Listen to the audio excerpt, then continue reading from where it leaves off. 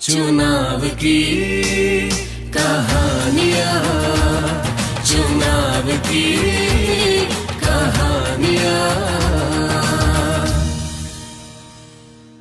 ये सच्ची कहानी है देश के पूर्वोत्तर राज्य अरुणाचल प्रदेश में बसे गांव के मतदाताओं की, साथ ही वहां चुनाव कराने वाले मतदान कर्मियों की, जिन्होंने कठिन भौगोलिक परिस्थितियों के बावजूद वहां मतदान को सफल बनाया।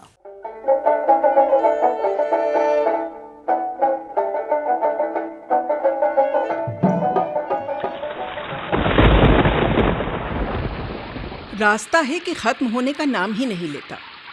कभी ऊपर तो कभी नीचे चलता ही जाता है। और कितना रास्ता बाकी है ये पता भी कैसे चले।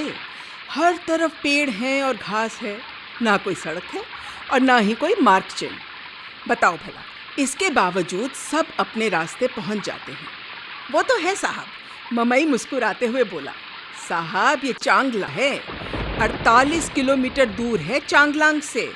शायद हमारे अरुणाचल प्रदेश का सबसे दूर बसा हुआ गांव है।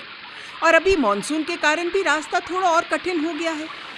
तिरप नदी का पानी उफान पर जो है, इसलिए ढलान फिसलन पट्टी सी बन गई है। मैं तो ममई के पीछे पीछे ऐसे चल रहा था जैसे कोई छोटा बच्चा अपने पहले कुछ कदम रखकर चलना सीख रहा हो।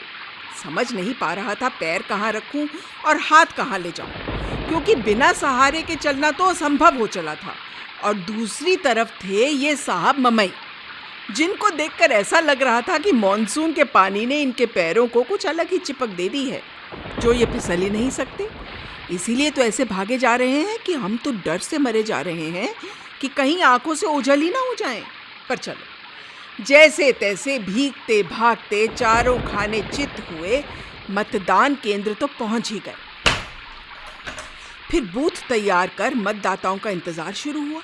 सुबह 10 बजे तक तो 2 ही वोट डले थे, पर 10 बजे के बाद धीरे धीरे कच्चे रास्ते, फिसलन पट्टी सी पहाड़ियां लांघते 4 घंटे का पैदल सफर करके भारत के नागरिक पहुंच ही गए संसार के सबसे बड़े जनतंत्र को और मजबूत करने।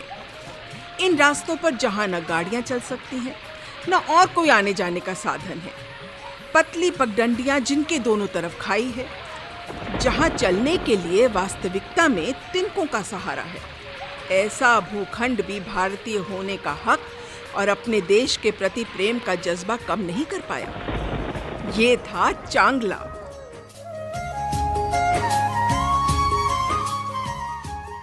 इन असाध्य रास्तों पर चलते हुए इलेक्शन अफसर और गांव वालों को क्या विचार आते होंगे?